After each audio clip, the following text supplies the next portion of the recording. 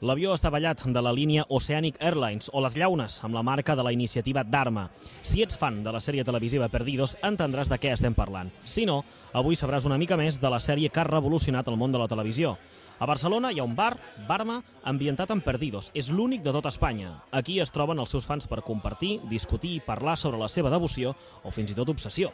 Però què té d'especial Perdidos? Primer el misteri, no? De no saber què és el que passarà ni la previsió de què podrà passar. Aleshores, cada episodi és com una nova sorpresa. La barreja del tractament impressionant que fan amb els personatges, a la vegada que té una temàtica molt fantàstica i molt diferent a l'habitual. El bo que té és que enganxa molt. Sí, des del primer episodi et quedes enganxat i fa que vulguis veure.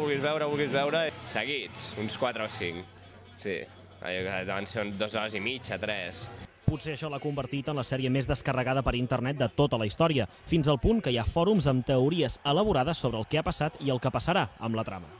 Hi ha 40.000 teories. Hi havia la teoria que era el purgatori, que si estan morts, que si és un món paral·lel... No ho sé, és que hi ha una teoria molt elaborada a internet que fan viatges al temps.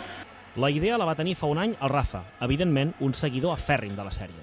Se pueden sentir como un personaje casi, ¿no? Porque puedes ver tus episodios preferidos con tus actores, no sé, la música, incluso vemos de la serie y, bueno, recreamos varias cosas que tiene la serie, como puede ser el avión o la escotilla. La propera incorporació a Barma serà una reproducció, a tamany natural, del personatge més votat a través de la seva pàgina web. Farà companyia als fans mentre fan el compte enrere fins al 21 de gener, el dia que s'estrena la 5a temporada als Estats Units.